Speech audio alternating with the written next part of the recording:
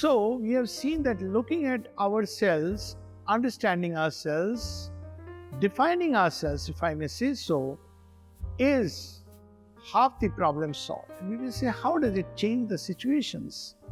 It may or may not change the situation, but it does change me, at least keeps me on track, the goal towards which I am moving.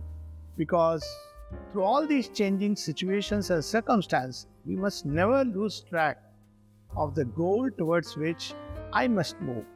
So, if my goal is that I want to be a being of peace and wisdom, then if I am getting all the time angry, all the time I feel fear, every time I face a situation, a circumstance, I want to rush and act, then it's quite likely that while I may change things superficially for a moment, maybe I lose the greater goal. So the greater picture is within us, and it consists in the goal we have placed before ourselves. But will it change the situation? Well, very often it will. Well, if we are calm, if we don't rush and jump and act, if we don't add, as they say, fuel to the fire, it's quite likely that the situation which was getting heated up and tense will calm down. One of the first things that as a doctor I used to teach my students in various, when people go through accidents, snake bites, poisoning, the first stage is to tell the person to be calm. Because if you are calm, you release very healthy, helpful hormones in your system. And if you are calm, then you radiate vibrations of peace all around you. And this peace has a wonderful effect on the atmosphere, that the tiger does not attack the yogin. I know of a number of stories that when people were in a state of deep meditation, even the beasts and animals who are otherwise very dangerous begin to lose their danger. Why? Because they are no more afraid of it. A lot of responses from people come because they are afraid of us, because they live in perpetual fear. And the more we threaten them, the more they feel afraid, the more they react, the more they get angry, the more violence spreads. If we really want to stem the violence, first practice inner calm and peace. This peace helps us not only to give the right responses, but to place the right value on circumstances. Every day we must practice stepping back. Stepping back, what does it mean? It means ordinarily we are caught in the world of situations. And how are we caught in it? We are driven by the senses. Everything that we see, we feel the need to react. Everything that we hear, we feel there is a need to share our own views and opinions about it. But instead, if we just draw our consciousness a little behind this play of the senses which draws out, and practice stepping back, there is a little exercise we all can do. And an exercise is list 10 most important things in life which you really want to achieve. So we list 10 things. Now supposing we say that let's sort out of this list of 10 things, 3 things. 3 things, okay, simpler. Then imagine that we have just one more day. What are the 3 things we would like to list?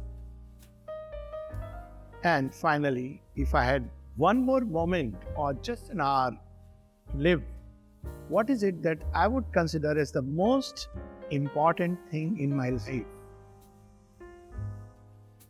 Find that. Hold on to that. That is what we really need. All the rest comes and goes, passes away. There's a nice little story about a king who was given a mantra by his guru, and he had told this mantra is not to be read. You open this mantra whenever you're facing a problem. So he forgot about it. He kept the mantra in his pocket.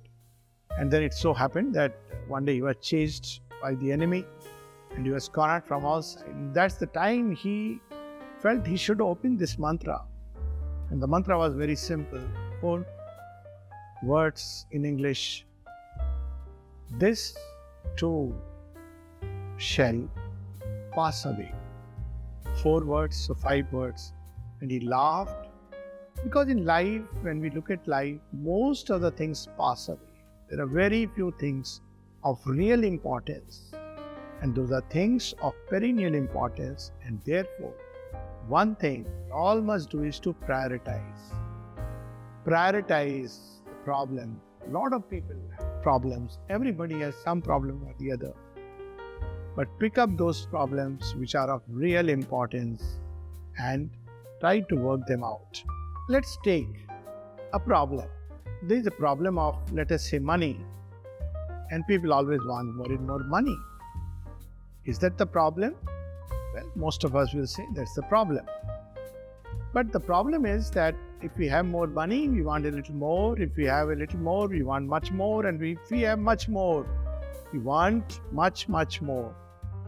So the problem is not just of money. The problem is of adjusting our needs to our greeds. And if I can temper my needs, moderate them, if I look carefully, what are the things that are really indispensable in my life, then possibly I won't be driven by money. This is not to say money is not needed, money is needed, but how much? We'll know that for sure. And a life will not be driven by money anymore. And we can take another problem. Let's say we are going for a career interview. Then we can look at it, that what is the value and worth of this career in my life? And then we can see that, is it again money? Is it out of success? Or is it an expression of myself? And if we look at a career as not just a job opportunity, but as a means of expressing myself, then we will be able to find alternate routes. One last example of alternate routes is, let's say that I want to do medicine. Is it because I want a lot of prestige or I want to do a lot of money? Well, whatever it be, I appear for an exams, and if I don't get qualified, those who want medicine for the sake of medicine, they get crestfallen. But supposing I look within and see that, well, perhaps I want to be a healer because I want to help the community. And then we will see that there are many avenues open. There are people who heal with medicines. There are people who heal with their words. There are people who heal with their silence, like the mystics. There are people who heal by the writings. So then we will see that a wide avenue of healing prospects open. Sometimes a kind word, a little gesture does much more to heal, and it's deeply satisfying. This is not to say we should not go for medicine. Well, if we are moved, inclined, by all means. But if we do not get medicine, we can even discover new ways of healing. That can continue.